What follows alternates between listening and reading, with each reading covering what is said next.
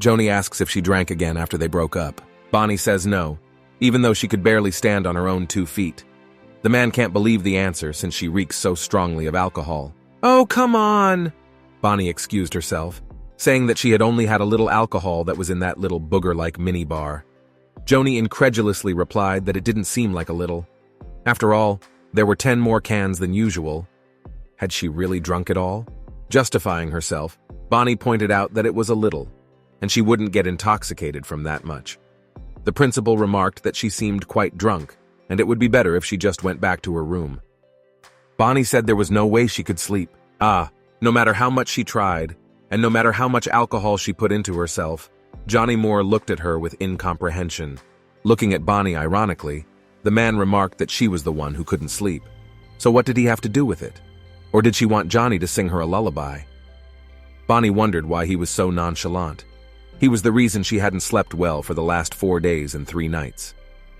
Lowering her head resentfully, Bonnie said, "It's so unfair it makes me want to die. Why is the boss so calm? How can you be fine? You're not affected in any way." Joni didn't know what she meant. After that meeting at the hot springs, the boss kept appearing in her dreams. Bonnie asked, did he really think that was the end of it? Every time she saw the boss, she started imagining things. Joni tried desperately to explain how sad she was that he hadn't gotten wetter than in the rain. Her eyes skimmed her boss's clothes hundreds of times for a day. It didn't matter if they were outside or in the office, regardless of the location. Bonnie described her feelings in the most vivid colors. She sees the boss as if he were a naked king. In despair, the girl clutched her head with her hands. Her thoughts of Joni lately had not given her any peace at all. Bonnie rebuked the man that he had also seen her naked, but for some reason it was only her who had been blown away. She added indignantly that she had never liked Joni one bit, and was only a supervisor, always coming in with a scowl and an unhappy expression on his face. That was how she saw the boss. The girl was perplexed by such injustice of Joni, and desperately reproached him that because of his sexuality began to turn into some kind of pervert, and since it was his fault, let him take responsibility for it. Huh? Joni suddenly grabbed Bonnie's arm sharply. The girl's cheeks flushed with surprise. She looked at him with a look of surprise and interest at the same time. What was next for her?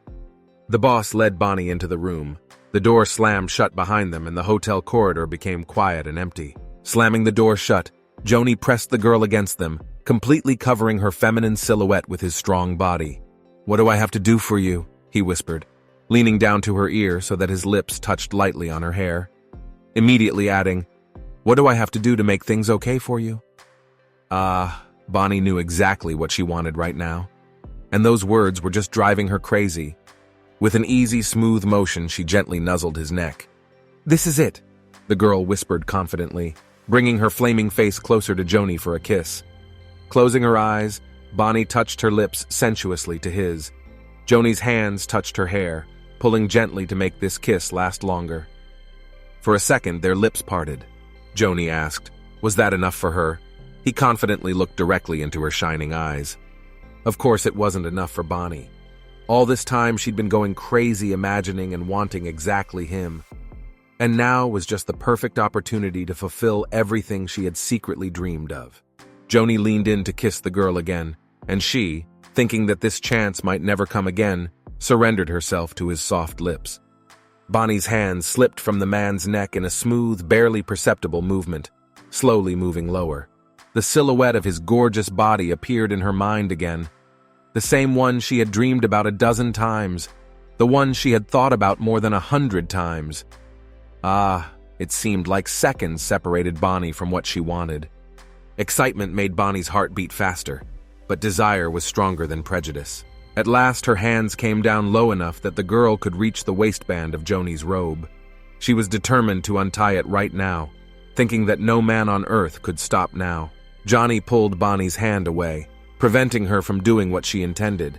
He stopped her by telling her it wouldn't work, and he wouldn't do it until he married someone. The girl asked in desperation, "Is he really saying that after they've gotten this far? Does it even happen that way?" But, Johnny reminded her, he still hadn't heard back from Miss Bonnie. Bonnie, who had just been blazing with desire, was instantly cooled by those words. Again, this fellow had brought up talk of marriage. Was he haunted by a ghost who had died without ever marrying? Pulling back her hands, the girl asked, just to be honest, if Joni didn't want to do it with her, and stopped these excuses about won't do it before marriage. The boss soothingly touched her hand lightly, clarifying that it wasn't that he didn't like Miss Bonnie at all. Why the hell is he like that then? Maybe he's just toying with her right now. Bonnie frustratedly chided the man that if he wasn't going to do that, he shouldn't have even started. Joni was upset that the girl was depressed, and he gently put his arms around Bonnie, pulling her close, comforting her against his chest. Johnny asked her if he looked like a man who didn't care about anything, clarifying that if Bonnie thought about his body a dozen times a day, he thought about her 100, if not 1,000 times more. Johnny tried to calm the distraught girl down, explaining that he couldn't possibly list all the things he'd done to her in his dreams, because he had done everything he could to her, to the point where he couldn't look at Bonnie in peace now.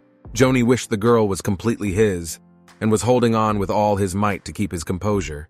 Could he play with her when he liked her so much? For even at this very moment he was going crazy with the desire to pick her up and carry her to bed. Joni Moore wondered if she wanted him just the same. Bonnie's eyes seemed to answer him, and without words to that question. The boss looked intently into her eyes, asking her to answer just one question. Would Bonnie marry him? Well, how can human eyes be so beautiful and seductive? Bonnie pondered. Why on earth would such a handsome man marry her?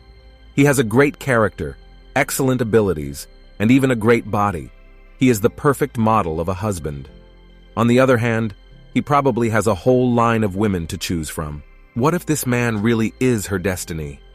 Maybe he is her destiny, Bonnie thought to herself as she gazed at his sculpted torso.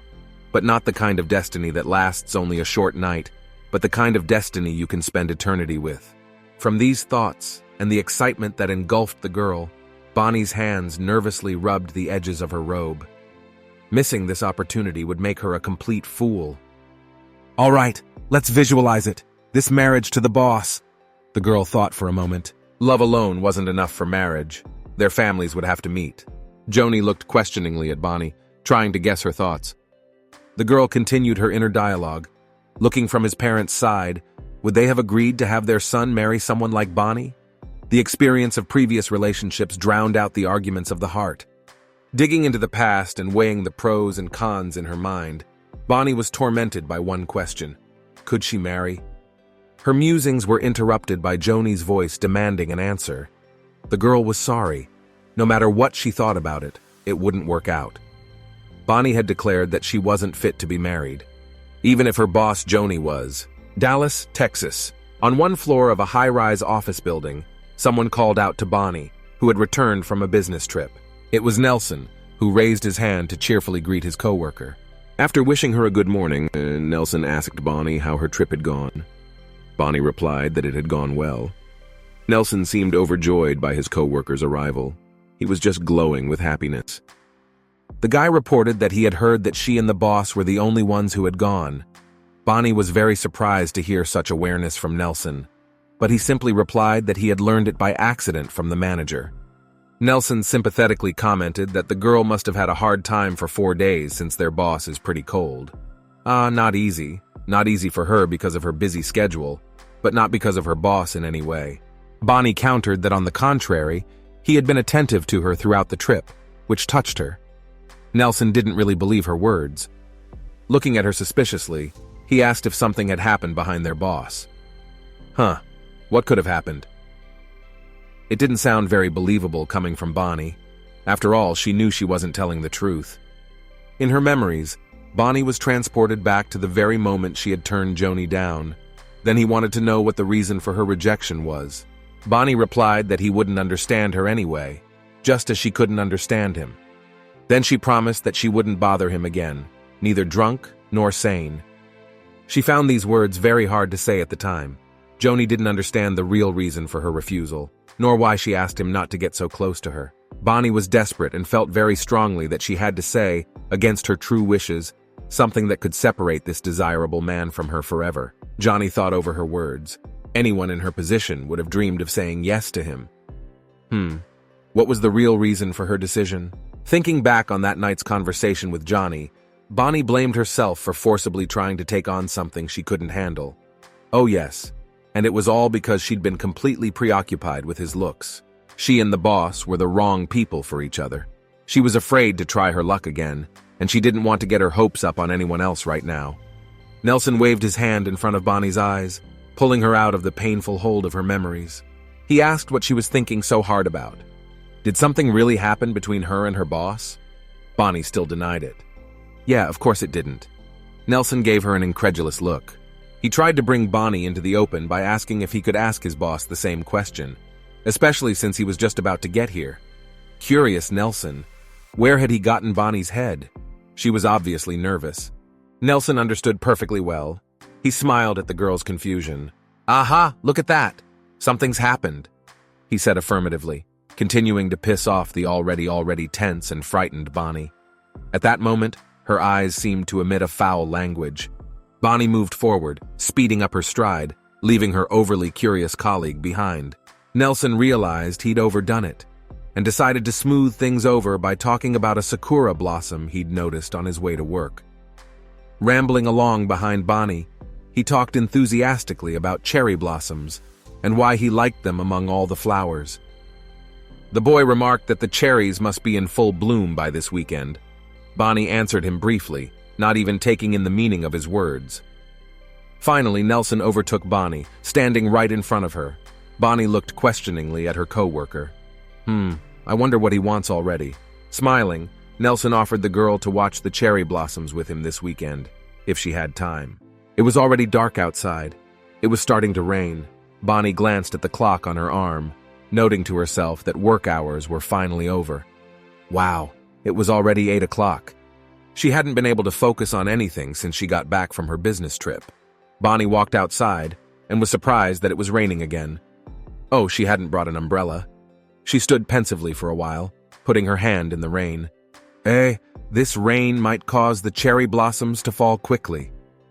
Looking at the cherry blossoms, their petals crumbling under the weight of the cold drops, she felt sad.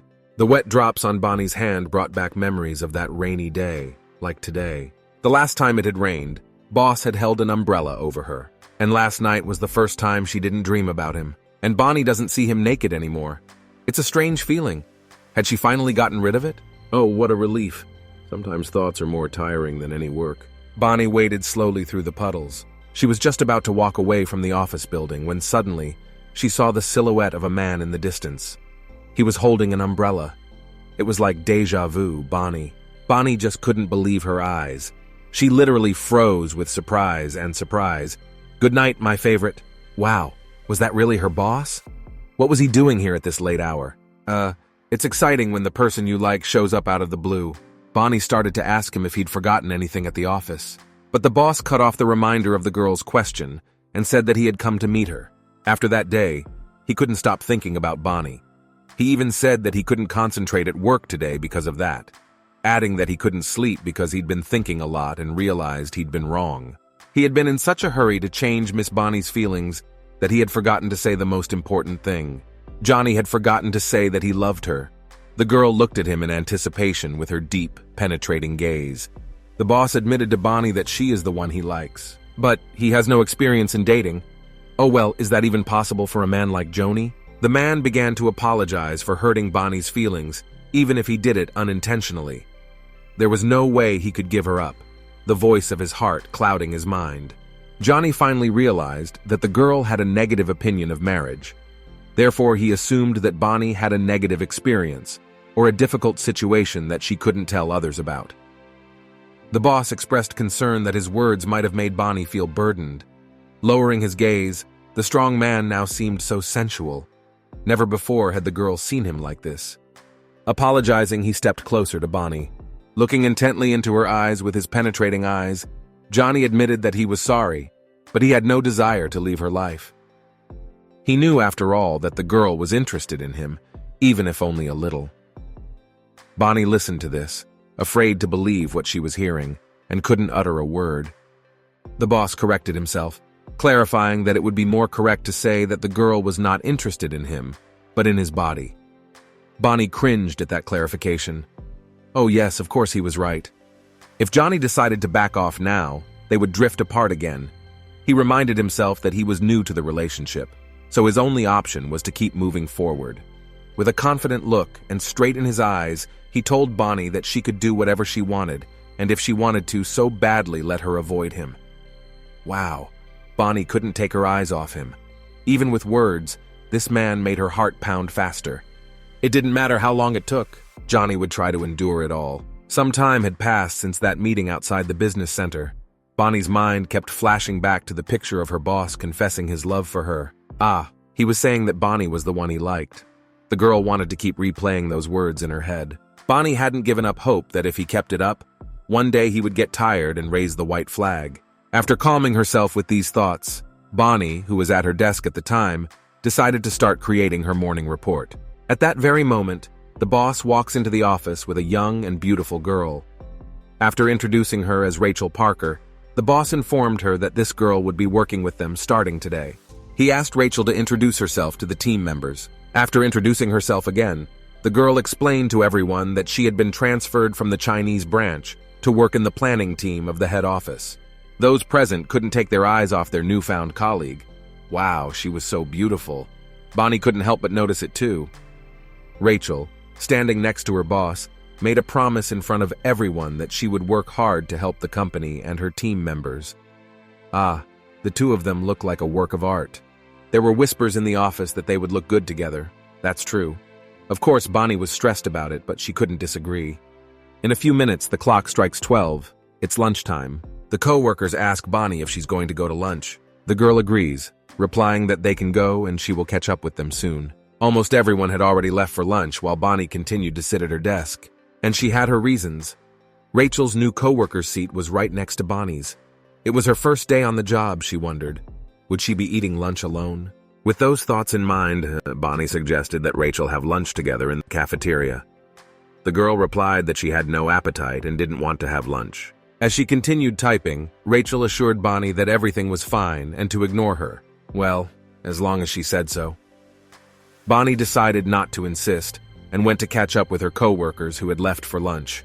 But for some reason, she had a feeling she'd seen this girl somewhere before. Or maybe she just looked like a celebrity, and that's why she seemed so familiar to Bonnie. Meanwhile, Rachel was biting her lip nervously, mentally wishing she could be left alone as soon as possible. It seems this girl is not as simple as she seems at first glance. The occasion welcomed Miss Rachel to the local cafe for a corporate dinner this evening. Gathered in a buzzing company, colleagues amicably clinked glasses, making toasts in honor of the new colleague. What corporate dinner would be complete without Matthew Finch? He was as usual in his repertoire, indignant about why not everyone was drinking. Matthew insisted that the welcome shot was mandatory for everyone to drink. Bonnie was also here, but her mood was dampened by the fact that this time the manager decided to sit next to her. It pissed her off.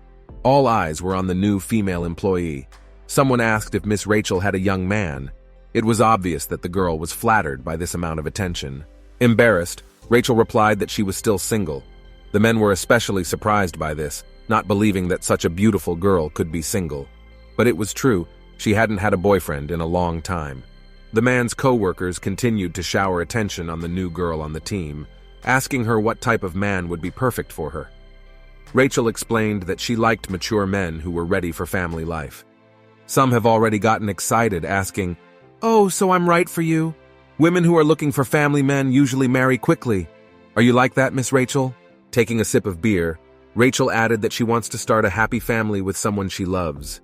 She wants a man with serious intentions who is ready to start a family. The man who asked Rachel about her preferences couldn't believe that there was such a type of woman like her left in the modern world. He kept asking the girl what type of men's looks she liked. Rachel embarrassingly replied that looks were not important to her. But what type of man was closest to this girl's heart? Rachel thought for a moment. Perhaps she knew who would be perfect for her. Rachel glanced thoughtfully at the men sitting at a neighboring table. After a little thought, she said that her ideal type of man was someone like their boss. Bonnie, who had been listening relaxedly to everything up to that point, visibly tensed up. What? She said she wanted someone like Joni? Bonnie was perplexed. Why was it suddenly the boss? Ha, that's pretty witty of Rachel. Mentally, Bonnie tried not to take her words seriously. But after all, Rachel had said that she liked the type of man Joni was. Even though the boss looks indifferent on the outside, who knows how he might feel about her? He's a man too, after all. And after Rachel's words about wanting to be a good wife and mother, it was obvious that this was the type that the boss might like, especially since he wasn't married. Finishing her glass of beer, Bonnie tried desperately to chase the intrusive thoughts out of her head. She realized that a man who was eager to marry and a woman who would be a good wife and mother would make a model couple, moreover, a family. Such unions are made no other way than in heaven.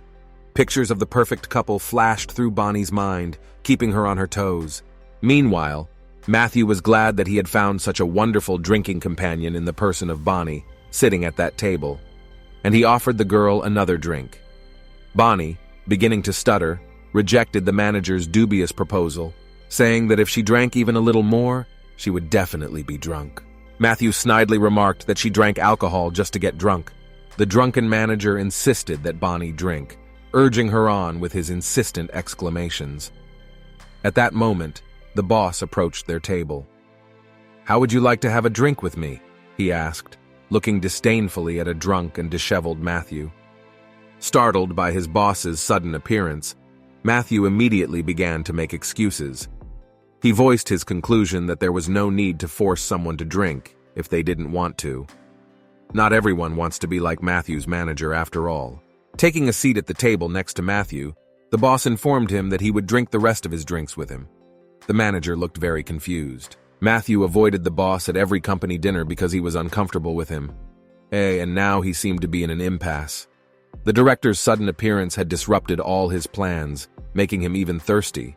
Noticing Bonnie's alcohol-red face, the boss assumed that she was quite drunk, so he suggested she go outside and get some fresh air.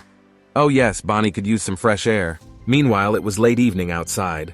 The streetlights were already on everywhere. Bonnie went outside and sat down on a bench near the cafe. Phew, she didn't feel so good after drinking. The fresh air had a good effect on Bonnie. Sobering up a bit, her thoughts began to clear. Touching the bench, she plunged into the memories associated with the place. Bonnie remembered Joni coming up to her, also sitting on the bench, sometime after one of the corporate parties. God, she'd asked her boss to sleep with her then, hadn't she? He had been outwardly calm then, but inside he must have been very surprised. The girl laughed at this memory of hers. Someone's question about what had made her laugh so hard cut Bonnie's fun abruptly short. A mute question froze in Bonnie's eyes. What déjà vu? In front of her, just like that night from her memories, stood her boss. The principal walked over to Bonnie. For a few seconds, they just stared into each other's eyes. The man took a seat on the bench next to Bonnie. The girl became uncomfortable and moved away from her boss almost to the very edge of the bench. Johnny diffused the somewhat tense situation with a joke about not being contagious. Bonnie smiled and asked what he would do if someone suddenly saw them. They might take it the wrong way, after all. The boss, staring intently into her eyes, countered that they wouldn't take it the wrong way. It's not like they were kissing or hugging. From that day on, at all corporate parties, the boss told Bonnie to sit next to him. Ha, he thinks it's so easy. Every seat next to the boss is always taken. Good manners. A handsome face that was nice to look at. The table he sat at was always popular. Echoing in Bonnie's mind were Rachel's words from today. I like someone who looks like the boss. Why on earth had she remembered those words? Bonnie felt like talking about it. She shared with her boss that she was surprised to see Rachel for the first time. She thought she looked like a celebrity to her. The girl then cautiously inquired if Rachel was beautiful by her boss's standards. Johnny didn't deny it. Rachel was indeed pretty. Then your heart must flutter at the sight of such a beautiful person? Bonnie asked the question that had been troubling her so much. The boss answered her yes again. There was no stopping Bonnie now. She had to ask the main question that was troubling her. The girl clarified if Johnny liked the likes of Miss Rachel, because from what he said, she was a beauty. The boss looked at Bonnie in surprise. She had misunderstood his words. The man decided to get his point across, explaining that one person may look unattractive to someone, while another will think that there is no one in the world more beautiful than that person. You know who that is without me explaining it, right? The boss added, looking directly into the eyes of a flustered Bonnie. And this man said he was a total zero in relationships. What a liar. Office building, another day at work. In the tea room, the employees were discussing something vividly. From the open door, you could clearly hear them discussing Rachel's new colleague. In that room, the girls were sitting at a table. Kim and Gemma were outraged at the way the staff were staring stupidly at Miss Rachel and following her around like she was some kind of queen. And they'd never been treated like that. A blatant injustice. Bonnie sat nearby, listening to Kim, who said that Rachel reminded her of a sly fox. She couldn't understand what they liked about her, that they were so servile to her. Another girl from the 4 co-workers at the table asked what Bonnie thought about it. Everyone was curious to know if she too thought Rachel looked like a fox. Bonnie was taken aback by the question in her direction. She didn't like this kind of discussion. She didn't know what to say. Phew. Bonnie didn't have time to answer the awkward question, because into the room with the words, "Ah, there you are. I've been looking for you." Rachel walked in. The girls who had been so eloquent a moment ago were now sitting silently with their mouths shut. I wondered if Rachel had heard their conversation. Going in, Rachel placed a pretty box on the table. She had made cookies and nuts to treat the girls, carefully adding less sugar in case any of them were on a diet. There was a separate box for each of them. The girls wondered if she had made so many herself. Rachel described herself as a rather shy and timid person, and in order to get closer to the group, she decided to do something nice, especially for them. The girl thought that she should be the one to take the first step towards getting closer. Thus, she gathered her courage and came. Wow, what a beauty. Perhaps Rachel's first was wrong. Such a step from the newly minted colleague certainly no one expected. The girls became ashamed of their words, which minutes earlier they had said about her. Colleagues decided to praise Rachel, said that she had golden hands, and that she would be a wonderful wife. Someone even said that no matter who her man would be, he would definitely be incredibly happy with her. At those words, the boss walked into the tea room. It seemed so symbolic to Rachel. Could it have been a sign from above? He went in for something insignificant and was about to leave when suddenly Rachel called out to him. She also offered him a taste of the cookies she had baked herself. Without even turning around, the boss replied that he wasn't a fan of those. Rachel continued to stand with the box of cookies in her hands. Maybe he didn't want to take it because he didn't like sweets. The girl began to persuade the boss, explaining that she had made sugar-free and butter-free cookies with tiger nuts especially for him. Rachel persuaded him to try at least one of them, because she had been trying and preparing them all morning. The boss stared at her silently, listening to her entreaties, but finally he took the box and thanked her and said he would try them. Wow, she did it! Rachel was very pleased with herself. Bonnie continued to sit at the table, listening to her friends marvel at Rachel's persuasive skills. Wow, even the boss couldn't say no to her. She's so beautiful, and she's got a real mouth on her. Who could turn her down? They look great together. Bonnie's feeling down again. I wonder if they'll start dating. God, Bonnie was once again troubled by these thoughts. Why has she been feeling so strange lately? And somewhere in the offices of the business center, someone was once again raving about Rachel. Men were volunteering to help in any way they could. Rachel's name seemed to be everywhere lately. The new employee had managed to win everyone's affection. Bonnie noted to herself that the atmosphere in the office was much brighter with the arrival of Miss Rachel. Well, she's a bright person and works hard. She is now liked even by those who had doubts at first. However, Bonnie still had a strange feeling about her. Damn, why is she looking at her like that? That look in Rachel's eyes looked straight into her soul. Bonnie felt a strange discomfort. Not knowing what emotion to give off, she just grinned stupidly. The boss walked into the office. Rachel called out to him, instantly shifting her attention from Bonnie to the boss. Where did this upstart come from? Rachel shows her boss some kind of document, clarifying that he had given it to her when they met. Bonnie strains all her hearing and all her attention to hear just a little bit of what these two are talking about. A few days later, Sakura was beginning to unfurl her delicate pink blossoms. Bonnie returns from lunch with a pleasant feeling of satiety. What beauty is all around! The girl decides to linger for a while near the sakura trees to admire their blossoms. Wow, I have to take a picture of that! What's this? Turning on her phone's camera, suddenly Bonnie sees two people on the screen. Oh my god, it's the boss and Rachel. That's odd, since this is the back of the office and there's usually no one here. Bonnie rounds the corner of the building so she won't be seen. I wonder what they're talking about. They must have some secrets in common now that they were here. Absorbed in her observation, Bonnie didn't notice someone coming up behind her. It was Nelson. He stood behind her for a minute and asked her what she was doing here. Bonnie's heart nearly stopped with surprise. Nelson was curious as to what Bonnie might have seen, so he tried to look around the corner of the building. The girl prevented him from doing so, quickly reminding him that lunchtime was almost over and they should hurry up. Nelson tried to argue that there was still a little time, but Bonnie talked him into coming back early. She didn't want her and Nelson to get caught. No one must find out that she had accidentally seen the boss and Miss Rachel alone together. Oh, if only to find out what they'd been talking about. Why were the two of them there together? Bonnie wondered what secrets might have bound these two together. Nelson paced nearby, sipping his drink, and didn't realize what was around the corner that had Bonnie so puzzled. He finally decided to interrupt the girl's thoughts with a question about what time he and she would meet tomorrow. What was tomorrow? Bonnie had completely forgotten their arrangement. Nelson resented the girl's cruelty in forgetting about it. They had agreed to watch the cherry blossoms this weekend. The girl apologized, asking if there would be anyone else besides them. Nelson squinted at her and said that it would be just him and Bonnie. The girl was very surprised by that answer. Wasn't it strange that it would be just the two of them? Bonnie was worried that if her co-workers saw the two of them together over the weekend, they might misunderstand it. After all, she and Nelson aren't even dating. So as not to cause any unnecessary rumors, why don't we start dating? The guy suggested, waiting, looking Bonnie straight in the eye. An awkward pause hung between the co-workers. Cherry blossoms were blooming all around them, beautiful mute witnesses of romantic spring confessions. Nelson suddenly laughed, saying he was just kidding. Was he really joking? Bonnie was very tense about the joke. The pause that hung after his sentence made her almost believe he was sincere. And why make a joke like that?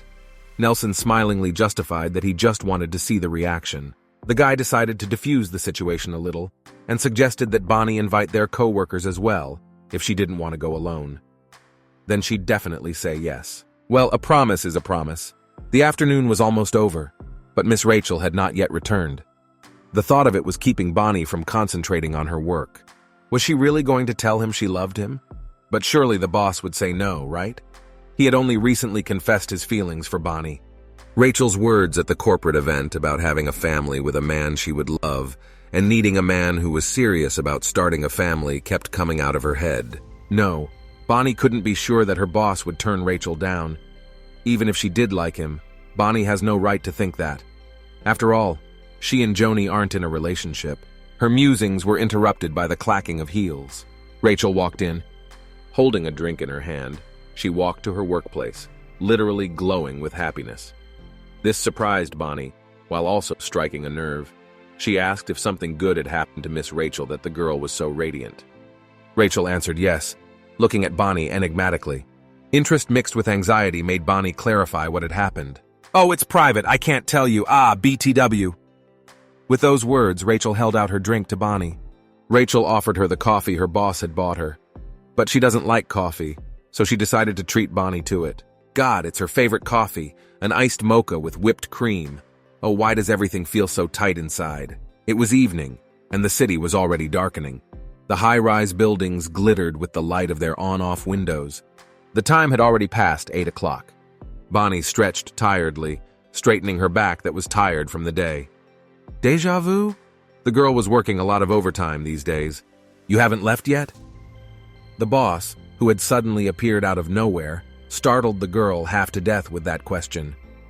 The principal asked Bonnie why she continued to work overtime, despite what she was told.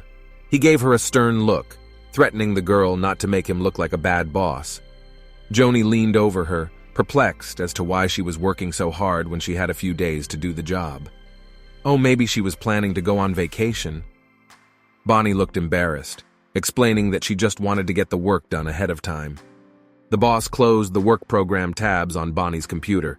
He asked the girl to know the measure, or she wouldn't get more money if she did more work. Pfft, is a boss allowed to say that? I mean, he's her boss.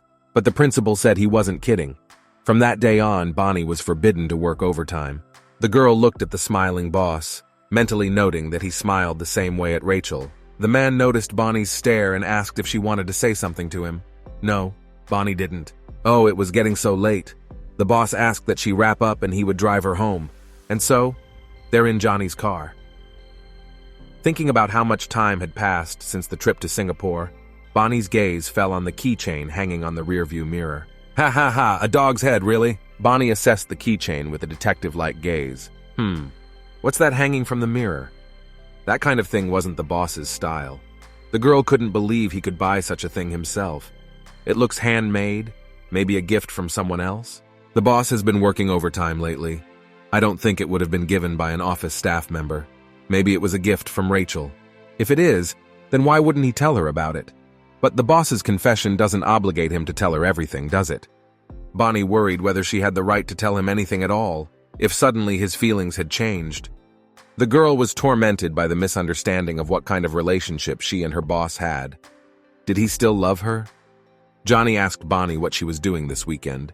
He suggested that she go somewhere with him, unless of course the girl had plans. Bonnie turned away to the window and F replied that she had plans. The boss asked if that was true. Bonnie replied that she did have plans. The man nervously tapped his fingers on the steering wheel of the car. They stopped at a red traffic signal. Bonnie felt my bag's cell phone vibrate. It was Nelson, but why was he calling so suddenly? Bonnie answered the phone. Nelson spoke so loudly that the boss heard every word. The girl tried to figure out the reason for his call, mentally angry that he had called at such a bad time. Nelson had only called to remind the forgetful Bonnie about tomorrow's meeting. The boss listened, thoughtful. Bonnie didn't answer him that she hadn't forgotten, so they ended the conversation, agreeing to see each other tomorrow. At last, Nelson added that he hoped to see the girl irresistible tomorrow. The boss was holding his chin, and he seemed either chagrined or upset. The car stopped again at the red light. A moment of silence reigned in the cabin. The silence was broken by the boss, wondering if Bonnie was really going to spend with Nelson. The girl tensed at the question. If only the boss didn't think something he didn't. Bowing his head thoughtfully, the man asked with a note of chagrin in his voice, "Do you like him?" Hearing no answer, the boss repeated his question. Wow, he had suggested what Bonnie had been dreading. After a short pause, the girl replied that she didn't like Nelson at all. Once again, standing at a red traffic light, the boss was outraged as to why she was then going to spend her weekend with someone she didn't like. The man began to admonish Bonnie that she shouldn't give false hope to Nelson if she didn't have any feelings for him. He reproachfully reminded Bonnie of how she had felt when she had been misunderstood. Bonnie thought in bewilderment that the headmaster was the only one who could do whatever he wanted while leaving others bewildered. She said in an indignant tone that she didn't understand why she had to hear it from her boss. She reproachfully reminded him that she wasn't even in a relationship with him, and he shouldn't be concerned about her personal life.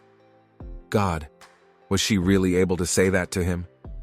In her mind, she justified her words by saying that he hadn't told her anything about Rachel either. In her mind, the picture of the two of them chatting sweetly around the corner. And the coffee he had bought her. Bonnie's favorite coffee he'd bought for Rachel. All this thinking prompted the girl to exclaim in a harsh tone that her boss had no right to tell her what she could and could not do. Bonnie asked her boss to get a grip. Yeah, Joni was confused. He certainly hadn't expected Bonnie's reaction to his words. God, why did he give in to his feelings again, letting his emotions run wild? Clutching the steering wheel tighter, the boss replied that he understood and apologized if he had spoiled Bonnie's mood. Silence reigned in the car. The traffic light turned green. They started up again. What a fool he is, Bonnie thought as she turned away from her window. What was she supposed to do when he agreed with her so quickly? And she had hoped so much that this would happen. What do you want to get from this man? What does Bonnie want? Bonnie received a text from Kelly again for the first time in a long time. The morning of the next day, lots of people strolling through an alley of blooming sakura trees, marveling at their beauty. Bonnie and Nelson were also here. Bonnie got a call from one of her co-workers saying she had a cold and couldn't make it. Too bad about that. Nelson, on the other hand, wasn't sorry at all. He said he wanted to walk here alone with Bonnie. Bonnie ironically remarked that she wasn't going to fall for that line. She was long past that age and not easily seduced. Nelson was pleased with her answer, saying that it was a good thing and he liked honest people. Bonnie countered that even so, she wasn't the kind of person who was willing to reveal all her skeletons in the closet, saying that she reimagined her naked boss. Nelson agreed with understanding. After all, every man must have his secrets. Bonnie fixed her hair thoughtfully. Even in this setting she managed to remember him. Nelson was saying something about the cherry blossom season and the fact that there were a lot of couples here. Bonnie couldn't hear anyone, immersed in her own thoughts. I wonder what it would be like for her to walk here with her boss. Ah, look at her. Instead of enjoying the beauty, she can't stop thinking about him. Nelson asked if Bonnie knew what sakura flowers meant in the language of flowers. Haha, and what's that? Bonnie inquired, as if finally waking up from her reverie. Nelson, happy as a child, exclaimed, "A midterm." Really? Was that his idea of a joke right now? There was a look of bewilderment on Bonnie's face. Nelson was told it by a cousin. Isn't that funny? Bonnie wasn't really amused somehow. The boy wondered what he could do to make Bonnie laugh. The girl continued to stare at him, perplexed. Nelson noted aloud that Bonnie hadn't laughed once today, and had even ignored him a few times. Oh, how embarrassing. She wasn't doing it on purpose, but because of her depressed state. Bonnie apologized to Nelson, promising not to think about extraneous things again. Nelson asked who Bonnie was thinking about so much. "Who is troubling your thoughts?" he asked, paraphrasing his first question, which had not been answered. Nelson was very troubled by the question. Who was he, the person occupying Bonnie's thoughts? Evening had come. Getting out of the car, Bonnie thanked Nelson for the ride and apologized for today. The guy countered that he'd enjoyed everything about today and asked Bonnie to be careful on the way home. Before he drove off, he winked at the girl, suggesting that she walk with him again, and jokingly said that in return, she would only have to look at him. Maybe he wasn't joking at all. Bonnie walked up the stairs. Her mind wasn't on today. What if? All day long, the girl had been thinking about him, and now she was walking, enveloped in the warm spring wind and her worries about her boss. Bonnie sat down on one of the steps. Wait a minute. What was she going to do? The girl stared at the screen of her phone, clearly plotting something. She was racked with remorse after breaking up with her boss the night before.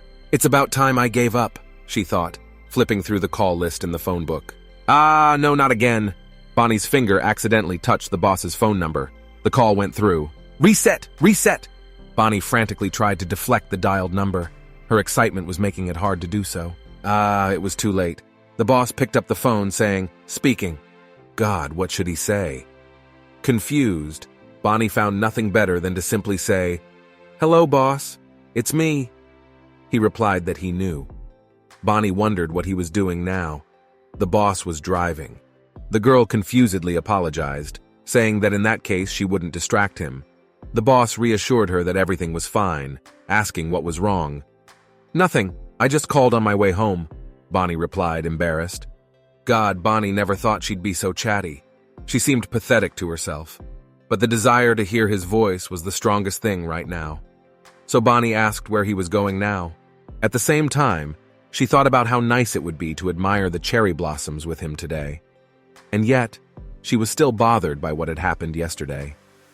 Ah, how she wished she could just see him. Bonnie regretted that she wasn't as nice as Miss Rachel. The girl's sad thoughts were interrupted by her boss's voice. He was saying he was on his way home too. Bonnie frustratedly wished him to be more careful on the road. Someone's car stopped behind the girl. She barely had time to say that they would see each other on Monday, just as someone's familiar voice behind her back implied that Monday was a long way off, and why don't they see each other right now? God, it was the boss. What was he doing here? At this surprise, Bonnie literally opened her mouth. He'd just told her he was on his way home, hadn't he? Surprise froze on Bonnie's face, and a wave of pleasant warmth ran through her body. She was so happy to see him. Smiling, the boss ironically pointed out that he hadn't specified whose house he was going to. A warm, caressing breeze soaked with the scents of sakura trees filled the town on a spring evening. Bonnie and the principal were alone together for the first time since the argument in the car. Now they were walking side by side, and there was an awkward silence between them. This could use some diffusing. With those thoughts, Bonnie asked her boss if he knew what sakura blossoms meant in the language of flowers. Yeah, Nelson's tricks are so not the way to do it. The girl smiled awkwardly and said, midterm, thus answering her own question. The mute question was read in the boss's gaze. Bonnie began to explain her answer, spelling out its meaning, but it seemed to make things worse. Why did she have to spew that nonsense? Bonnie felt embarrassed. She tried to apologize, making the excuse that Mr. Nelson could explain it much better than she could right now. The boss grinned. So that's how she was having fun with Mr. Nelson. Bonnie thought it was a mistake for her to mention him in her conversation. When asked by her boss if she enjoyed watching the cherry blossoms bloom, the girl replied that it was very beautiful. Although, to be honest, she didn't like it at all, because the whole time Bonnie was thinking only about him there. Bonnie wanted to say it out loud, but she didn't know if she should. She was just afraid of hearing the wrong answer. The boss decided to change the subject. He told her that he usually worked out on the weekends. Turns out he liked exercises that he could do alone, like swimming or working out at the gym. In his spare time, he just read or studied foreign languages. So that's what the boss likes. Bonnie looked rapturously at the man. Looking Bonnie straight in the eye, the boss added that today he wasn't able to do any of the things he loves. All day he couldn't concentrate, picturing the girl with someone else. I lost. Joni quietly dropped his gaze doomedly. This was a fight he couldn't win from the start. Was this man really able to say that out loud? From now on, the boss promised not to insist on marriage. Bonnie thought about the fact that she would eventually come around to it anyway. Of course, the boss wants to get married after all. It seemed to Bonnie that Rachel was a much better match than she was. But this time, the boss surprised her by proposing dating. Bonnie couldn't believe her ears. Joni continued, explaining that if Bonnie didn't like the very thought of getting married, they should start by dating. The man could stand anything, but he couldn't stand even the thought of Bonnie being with another man. Whether it was marriage or casual dating, the boss had to make her his first. This desire expressed by him seemed too intrusive. Joni promised that as long as they were dating, there would be no hints or insistence on marriage on his part. He wouldn't do anything to make Bonnie feel uncomfortable. The man planned to do everything he could to make Bonnie want to get married. He would prove that he had more to offer than just his body. Holding out his hand to Bonnie, the boss said, "Please accept." Bonnie looked at his hand and didn't know what to do. But wasn't this what she had dreamed of? The boss assured the girl that if she agreed, she would never regret it. But letting him go would be regretted in the long run. Bonnie extended her hand toward his arm. Back at home, Bonnie received a text message from Kelly. She wondered if Bonnie had gotten a confession from the guy who waits until marriage. Bonnie wrote that she had received his confession, but hadn't given her answer yet. But why? The virtual friend was curious about the answer to that question too. And really, why? Bonnie replied to Kelly that she'd never thought of her boss as someone to have a relationship with. Kelly stated that meant it was time to think about it now.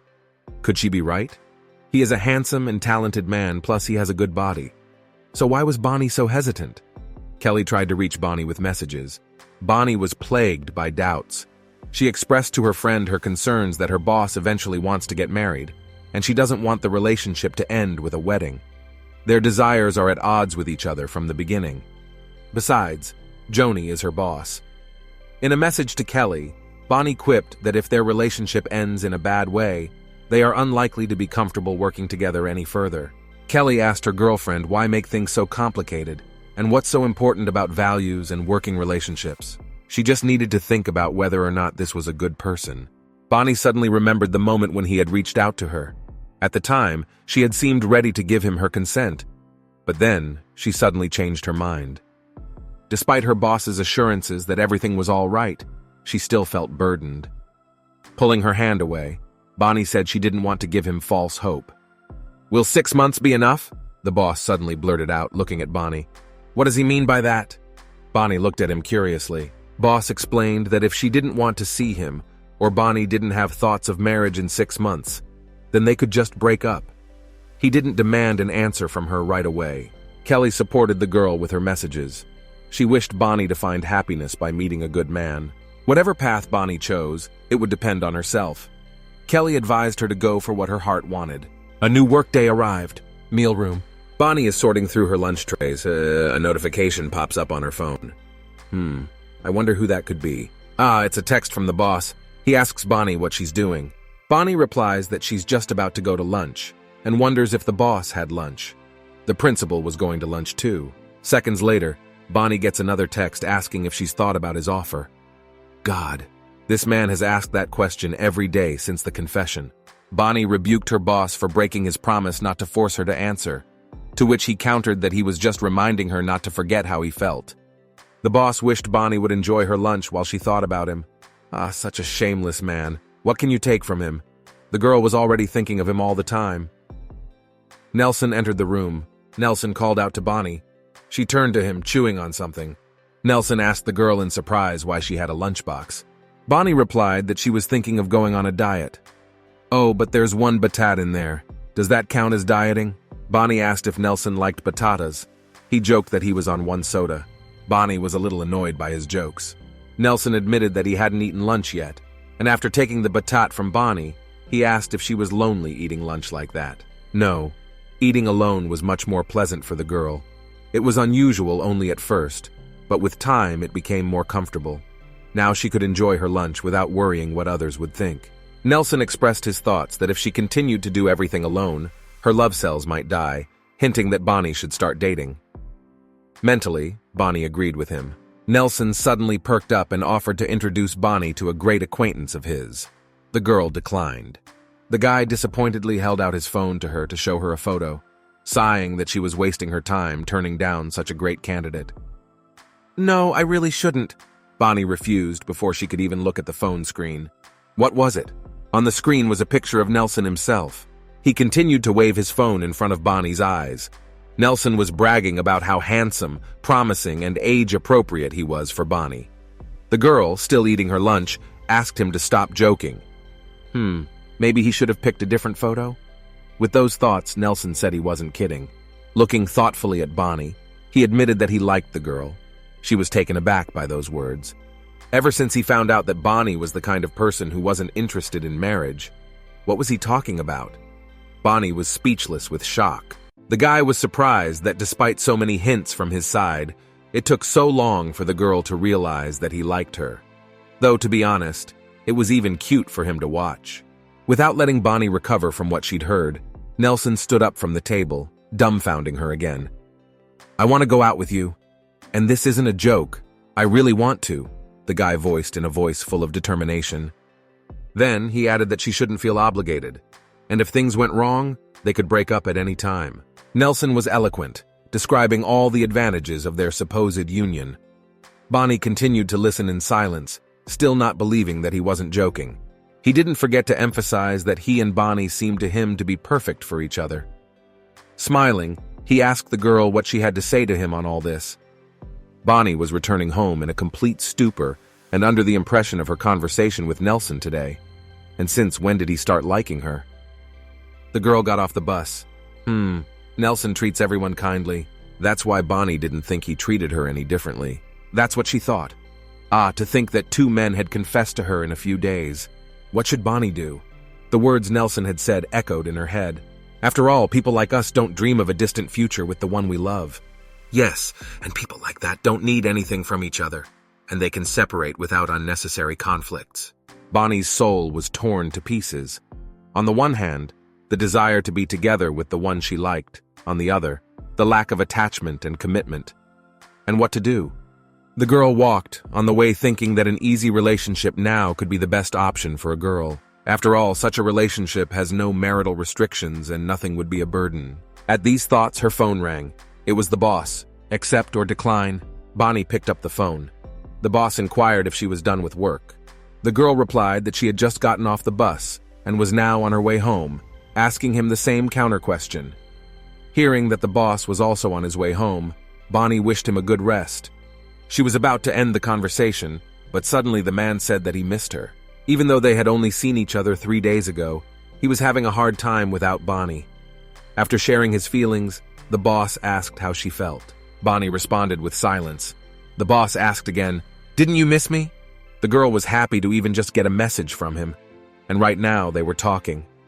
Bonnie really did miss him, so should she still pretend she didn't understand her feelings? Deciding that she needed to be honest with herself, Bonnie answered that she missed him too. Talking as she walked, the girl didn't pay attention to anything around her, nor did she immediately notice her boss walking straight towards her. "Then let's meet right now," he suggested without hanging up the phone and walking right up to the girl. The boss. The girl was surprised. He had told her he was heading home, but because he hadn't specified to whom exactly. Bonnie looked at her boss with a puzzled look. The man pointed out that it wouldn't be fair if it was only him who was bored. He was glad it was mutual. Surprised at the look on the girl's face, the boss wondered if she was bored. Boss, I've thought of everything, Bonnie said cryptically. What had she decided? Somewhere in the back of his mind, Johnny was very worried about her decision, so he said there was no need to rush it. No, the question she had been putting off for so long, Bonnie was determined to answer right now. The boss was tense. The girl started with preamble, saying that they don't know much about each other, but she believes they can gradually fix that. Bonnie mentioned that she and the boss are very different, but she promised to try her best to make them have more in common. The boss was trying not to miss a single word that Bonnie was saying, but he hadn't heard the main thing yet, the answer to his question. Well, why was she pulling so hard? Bonnie, meanwhile, continued her preface, emphasizing that she just wanted to live each day happy, and would do her best to do so, even though she might not be as good a woman as her boss thought of her. But it doesn't matter, Bonnie summarized as she stepped closer to her boss. Let's try dating, was Bonnie's final answer. The boss seemed to glow with happiness. After such a long introduction, he didn't hope to get a positive answer from the girl anymore. Business center, another working day. The director of the company is speaking in a large hall in front of a large audience. He is giving some kind of report, talking about the growth of exports, which is outstripping domestic sales. But some of the audience wasn't really listening to what he was saying. God, how can you pay attention to words when a handsome man like that is speaking? Bonnie was melting at the mere thought of dating such a perfect man. Oh yes, now he could call and text her for no particular reason. They could go out with him after work, go out on weekends. Kissing, cuddling, something more. The fantasy took Bonnie further and further away. Hey, wait, you didn't agree to be his lover just to get him into bed. The boss's gaze fell on Bonnie, sitting also in his lecture. Bonnie intercepted his gaze. Wow, that's so amazing. They looked at each other at the same time. Bonnie squinted conspiratorially. Well, now that they're together. I wonder what she was dreaming about at that moment. You paged me, boss? Bonnie said as she entered the principal's office. Joni sat in his chair, brooding. The man who had inhabited Bonnie's fantasies was now so close. The boss immediately turned his gaze to the girl. He motioned for Bonnie to come over. The girl was worried that something was wrong. The boss reassured her by saying that he called Bonnie because he missed her. What a relief. But there was still some tension in the girl's gaze. The girl had her own reasons to be worried. She thought that calling someone for such a personal reason was an abuse of her authority. The boss stood up from his chair. Moving closer, he reasoned that since Bonnie wouldn't allow him to talk to her in the office, he had to go through such tricks like this. Having said that, he came quite close to Bonnie.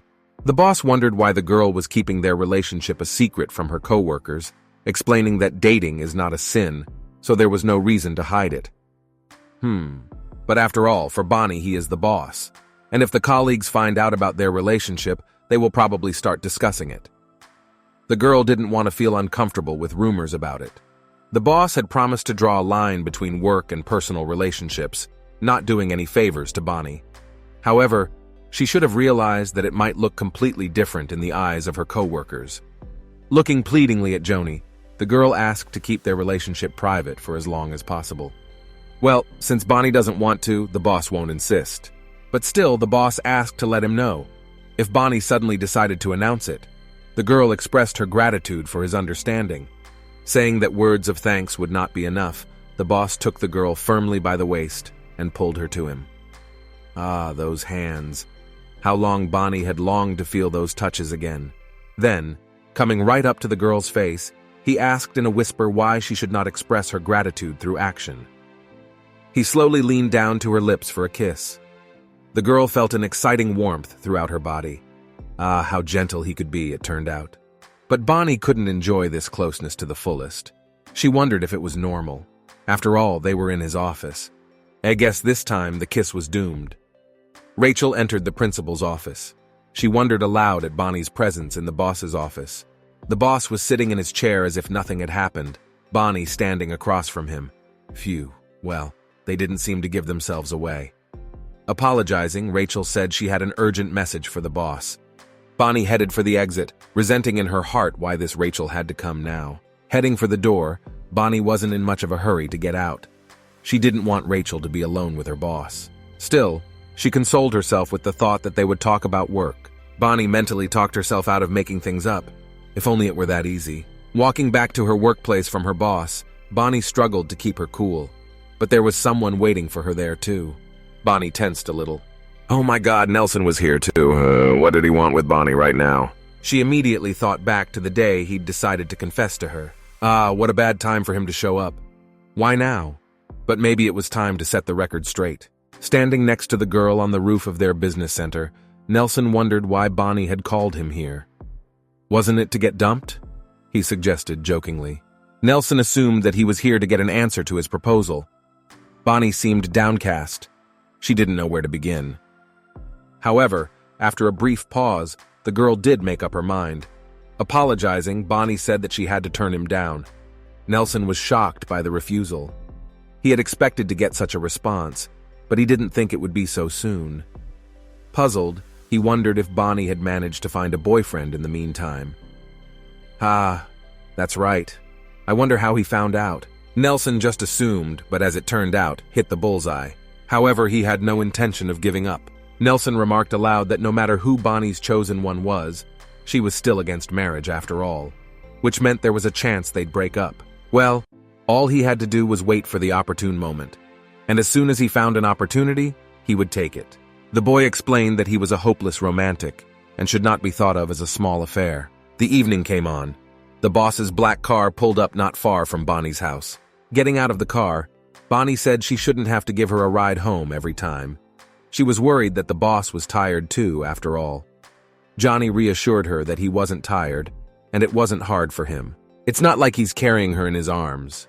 With a puzzled look, the boss suddenly asked what Bonnie had been talking to Mr. Nelson about. The girl was surprised and wondered how he knew about it. Not getting an answer, Bonnie decides to tell the boss about the offer that Nelson made to her a few days ago. She explained to the boss that she met with Nelson today to say no. Bonnie passionately began to tell him how she had gone to see the cherry blossoms with him without even realizing his intentions. The boss noted that it was obvious in his opinion and wondered how Bonnie could have overlooked it. The girl excused herself, saying that nothing had ever connected them, and she couldn't think that she liked him. The boss began to admonish Bonnie to be more careful from now on, because men were capable of misinterpreting even a small sign of attention. Bonnie indignantly pointed out that the boss was always surrounded by female coworkers too, to which she received the objection that the boss never did anything that could be misunderstood. But Miss Rachel was an exception, Bonnie huffed out with a frown, remembering the ill-fated box of cookies she had handed him. The boss looked at Bonnie with bewilderment. What was she talking about?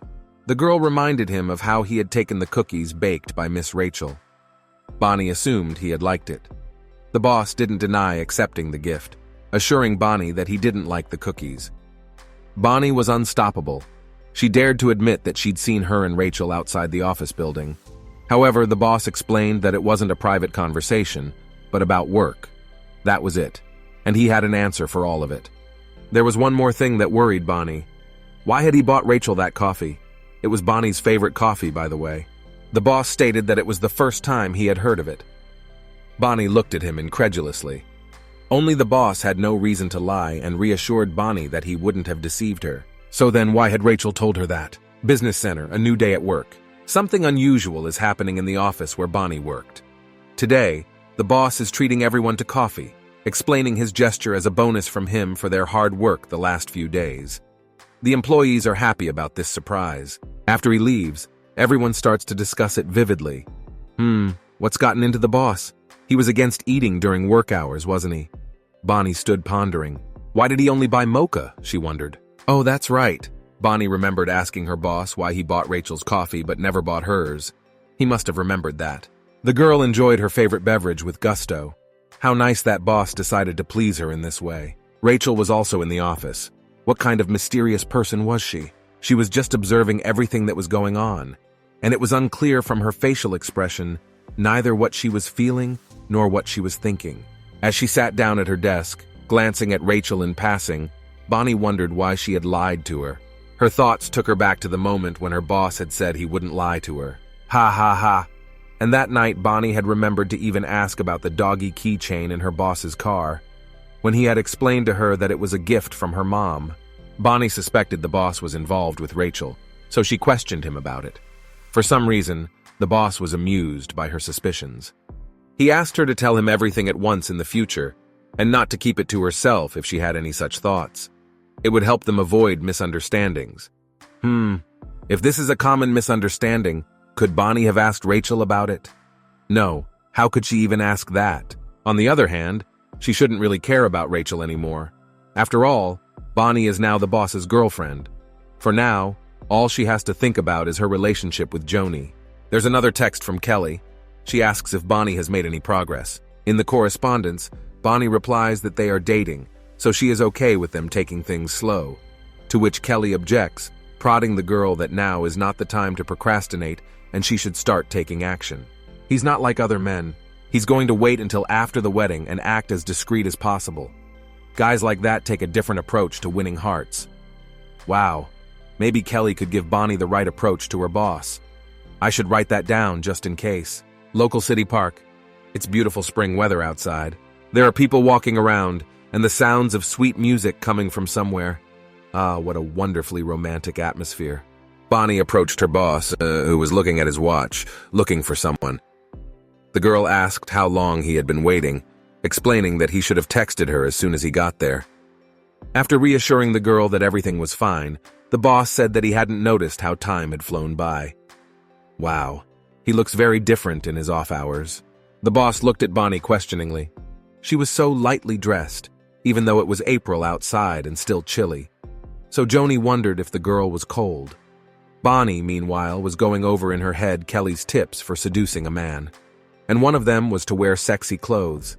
That's why she wore this, almost weightless dress today. Bonnie assured her boss that she could easily tolerate the cold temperatures, and she wasn't cold at all. She was determined to be irresistible on this day. Yes, Bonnie, everything has to go perfectly. Today will be the big day. In fact, Bonnie was lying. The girl was really cold. So much so that she started shivering and she had a runny nose. Sitting down on the bench, she mentally sent those sexy clothes to hell. You okay? Offering a handkerchief, the boss clarified. He saw that the girl was cold, so he offered the plaid that was in his car. But Bonnie stubbornly maintained that she was fine, and she just might have caught a cold last night because of her poor sleep. Why had she stayed up so late? That question troubled the chief too, since it was their first date, and he couldn't help but ask Bonnie about it. The girl explained that she couldn't sleep from excitement. Johnny's look betrayed his feelings. He was worried about Bonnie. He put his hand on Bonnie's arm, and leaning over, he said, "You don't feel well. Maybe we should go home." Oh, why did that sound so sexy? Evening came.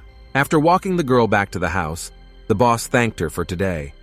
Bonnie agreed that she'd had a great time too. Looking at the girl, the boss noted that Bonnie seemed to have a cold and needed to go home and rest soon. Would he really just leave like that? Bonnie took his hand. There was a second pause. After that, she said she needed to change the light bulb in the living room because she couldn't do it herself. Ah, well done, Bonnie. That was resourceful, though corny. The boss looked at Bonnie. I wonder if he guessed she had made it up. Nevertheless, he agreed. They went into the house. The boss, screwdriver in hand, went to change the light bulb. He did the job like a pro. To think the man must be good at everything. Bonnie looked at her boss and remembered the second seduction lesson from Kelly. She had to find a place where it could be just the two of them. Done. All that remained was to create the right atmosphere. The girl made coffee for the two of them. The boss, meanwhile, finished his work and went downstairs to Bonnie, who brought a tray of cups. The girl suggested that there would be a downpour today. Joni didn't want to take her hint, and after informing her that he had already changed the light bulb, was about to leave. What do you mean, leave? No, Bonnie couldn't let that happen. The boss was worried that the girl needed a rest, so he was in a hurry to leave before it was too late. To Bonnie's objections that she always fell asleep late, Johnny suggested that that was probably the reason for her state of health. Ah, wouldn't she be able to do anything to make him stay? Bonnie decided to ask her boss if he had any business meetings tomorrow. He said he didn't. Ah, what if the man was in such a hurry because he had secrets from Bonnie? The girl went over in her head in a second the many excuses that could make him stay here tonight. The coffee on the tray was already starting to get cold. Bonnie decided that everything was ingeniously simple, so putting all her thoughts aside, she simply offered to let her boss sleep over at her place. Tomorrow's a day off and it's pouring rain outside, Bonnie continued to persuade him. Besides, she'd made coffee. Bonnie clarified that she wasn't implying anything, but after all, they're dating and so… Yep, and who she's trying to fool. But the boss reiterated that he was going to keep his virginity until marriage, and he wasn't going to do it before the wedding. Bonnie promised that she would just hold his hand and he shouldn't worry. And why should she be the one to tell this popular lie of men? Johnny took the coffee from the girl, who must have gotten tired of holding it by now. Only the thing is, the man began intriguingly, placing the tray of cups on the table. And picking the girl up in his arms, he added that just holding hands wouldn't be enough for him. Ah, Bonnie even shrieked from such a surprise. These spontaneous actions of his were driving the girl crazy. Pulling back the edge of her dress a little on her chest, he was saying that Bonnie's reaction was pleasing to him. It made him want to tease her even more, but it was getting harder and harder to restrain himself. Would he be able to just fall asleep next to such a beautiful girl? Bonnie opened the door to the bedroom. On the bed in the room was a heart lined with rose petals. In her mind, Bonnie had time to wonder if she had gone overboard. The boss put her on the bed, and leaning with his hands hovered over the girl, looking into her eyes full of desire, and at the same time, surprise. Bonnie's heart was ready to jump out. Kissing every finger of her hand, he whispered that he wanted her all over, from head to toe. The girl literally melted at his words. Looking at Bonnie with a confident look, he added, without missing a single spot. Having said that, he went straight down to the girl's neck, covering every millimeter of her soft skin with sensual kisses. His hands confidently slid lower and lower down her body. Ah, Bonnie was slowly going crazy. How long the girl had waited for this moment. Joni suddenly pulled back sharply, worriedly noticing that Bonnie was too hot. The flushed girl tried to convince him that it didn't matter now, and that she was hot from arousal, but the boss was sure that Bonnie had a fever. He cared more about her condition than the night they spent together. Frustrated by his concern at such an inopportune time, Bonnie still continued to assure him that she was fine, eager to get on with what she had started. Joni didn't listen to her, going to the pharmacy to get some medicine. Bonnie never gave up trying to stop him, but she really didn't look well. Bonnie's eyes suddenly began to blur. God, she didn't know what was happening to her. Her mind whirled with the thought that she couldn't let an opportunity like this go to waste. The room finally swam and the girl lost consciousness. A hospital room. Bonnie came to, not realizing what had happened or where she was. A worried boss was sitting next to her. He asked how the girl was feeling. Bonnie was feeling better. Fortunately, it turned out to be a common cold. The girl had been given all the help she needed and should be better soon. Bonnie was upset, apologizing that because of her, their first date had ended before it could begin. She shouldn't have worn such an revealing dress in April. It looked like she'd ruined it, Joni reassured the girl, stroking her cheek that it wasn't her fault that she was sick. He asked her to rest properly, promising to give her Monday off. As he left, he looked at Bonnie intriguingly. She was bound to feel better soon, but in the meantime, she needed to build up her strength so they could continue. What? Bonnie didn't hear him say anything about continuing? Yeah, that's exactly what he said. The business center. A few days later, Bonnie walked into the office, showered with tons of questions from coworkers about how she was feeling. Bonnie was feeling much better by now. The girls in the office noted that Bonnie was pretty dressed up today and started asking if anyone had shown up at her place. Gosh, she'd have to be careful not to give herself away. Bonnie's workflow was just automatic today. She was typing something, but her thoughts were far away from her work. Continuation was the only word that haunted her from the hospital walls. Suddenly, the phone rang. Who could it be? Glancing at the phone, Bonnie's face instantly darkened. It was her ex-boyfriend calling. What did he want? They had broken up 2 years ago. What had prompted him to suddenly dial her number again? Maybe something serious had happened. Bonnie was worried. However, she quickly pulled herself together. Bonnie dismissed the call, deciding that since it was over between them, she shouldn't care about his problems. At the same time, Rachel's work cell phone rang. Rachel answered, introducing her department. Turning to Bonnie, Rachel asked if she knew anyone named Colleen Garris. Bonnie interjected in surprise. Yes, of course, Bonnie knew who it was that was calling, and she asked Rachel to switch the call to her line. The call was switched over, and Bonnie picked up the phone. A painfully familiar voice came from the phone. It was her ex-boyfriend calling again. In an official tone, Bonnie inquired about the case she'd gotten the call about. Colin was flustered. He explained that he couldn't get through to her, so he had to call the office. He had a very important conversation to have with her. Bonnie had long ago dotted the line with the man. So, without letting Colin finish speaking, the girl said that he had the wrong number. Bonnie, not wanting to hear anything, just hung up the phone. And yet, this call really alarmed the girl. It seemed that something was really wrong with that mama's boy. The shadow of the past with this man did not leave Bonnie's present alone. Why is it that just when things were starting to get better in her life, circumstances were bound to appear that could change everything? Miss Rachel, sitting nearby, had been listening to every word of her colleague. Now she wondered who he was to Bonnie, this Colin Garris.